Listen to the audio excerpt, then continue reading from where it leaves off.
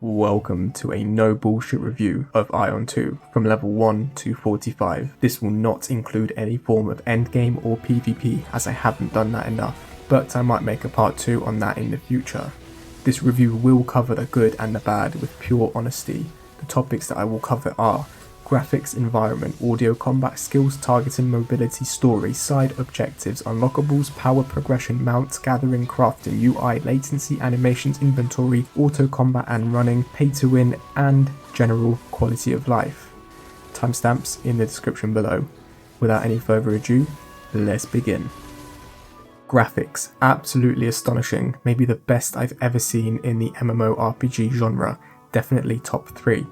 Environment, the terrain is unique, well placed for flying, good variety of assets, not repetitive, even breathtaking in the best areas.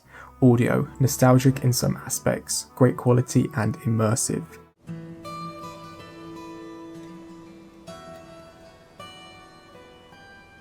Combat, well balanced difficulty, maybe a bit on the harder side even, but I'm all for that, so it's a positive for me. Time to kill feels good, for a sorcerer at least. Rotation matters, there is a big difference between that and button mashing. In general, combat feels meaty and meaningful. The sounds, the hits, the dodging and executing a rotation successfully feels rewarding and satisfying.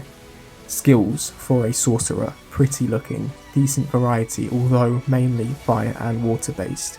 Good balance between DPS, utility and healing. Mostly mobile, but there are some animation locks. Thankfully these can be sped up with attack speed, combat speed, etc.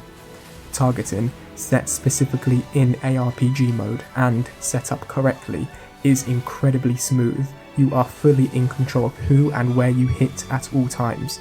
You can fight with the camera in any direction, swap targets as you please, set priority, cleave and AoE, all up to you. Mobility, the transition between running, flying and mounting feels smooth. You can go from one to the other as you please, with a short 2-second cooldown in between each mode I believe. There is some extent of advanced movement in the form of fly hopping, dashing while flying to immediately cancel flying so that you can kind of hop forward or upwards, saving some flight power, and going back into flying, rinse and repeat. Flying in general feels great, which is big considering this is Aion. Dashing in combat is good other than latency issues. Plenty of stamina that regenerates quickly. Story is pretty good. I personally listened to every bit of dialogue out of curiosity. It makes sense and is easy to follow. Side missions are decent, not much to say here. A variety of explorable areas with hidden unlockables such as feathers or hidden cubes. An abundance of clearable mini dungeons and so-called strongholds with a good amount of varying assets and objectives. The combination of all of these does get repetitive eventually. Many people will definitely find it boring and a chore. Eastern MMORPGs like to include a lot of mandatory collectibles tied with character power.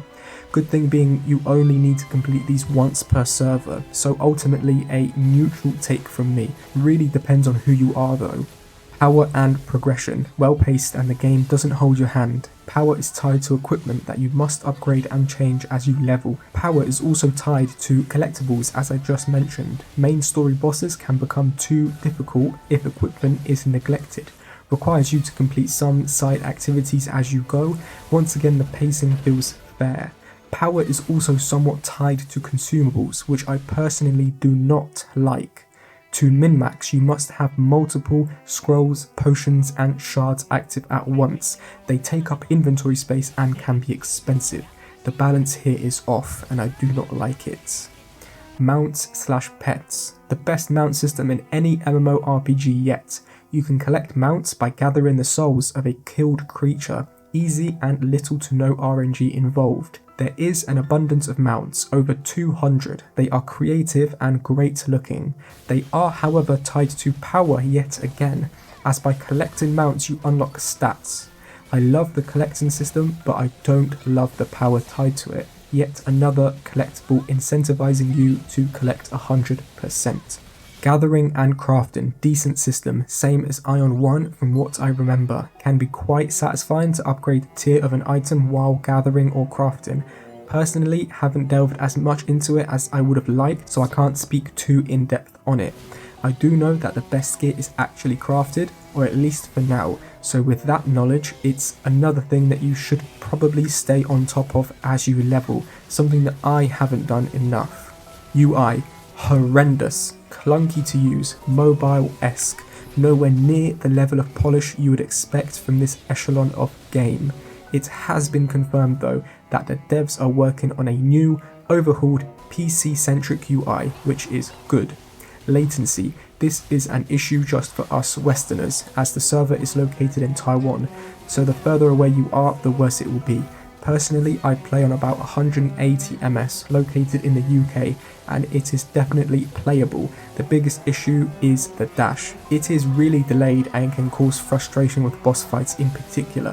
When the timing for dodging mechanics is slim, you kind of have to preemptively dodge, which makes everything harder.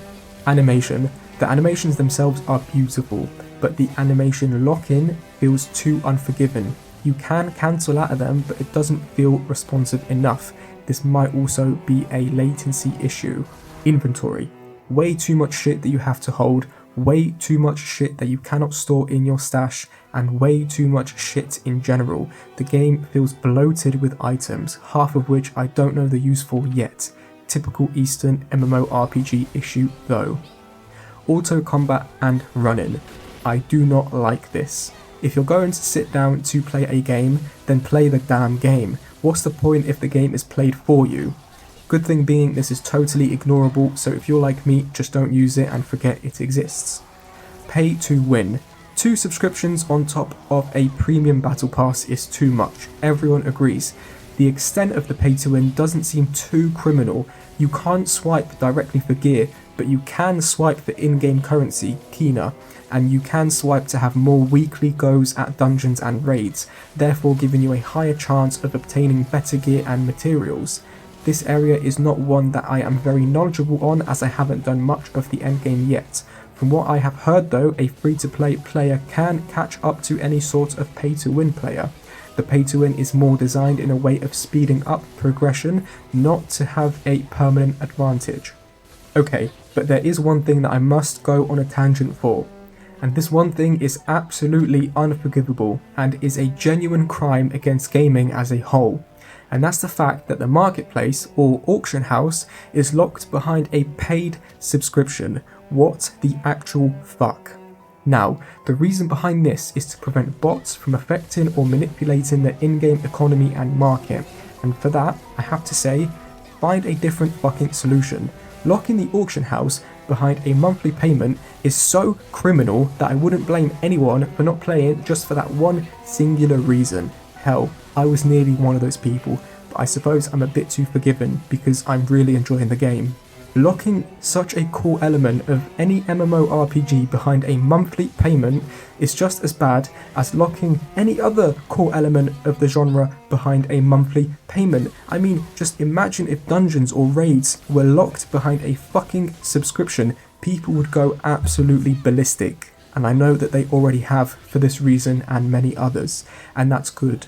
We need to make it clear that this is just unacceptable. This is a motherfucking war crime. General quality of life. There is no need for fast travel to be reliant upon a scroll that you have to keep buying. Either make it free or make it cost Kina. There is also no need to have so many scrolls that each affect one stat, such as attack power, combat speed, defense, etc. Make less scrolls and make them more general. Inventory management is awful. There is also too many things that constantly need to be collected as rewards from the UI, achievements, titles, mounts, battle pass, etc. Other than that, it's pretty good.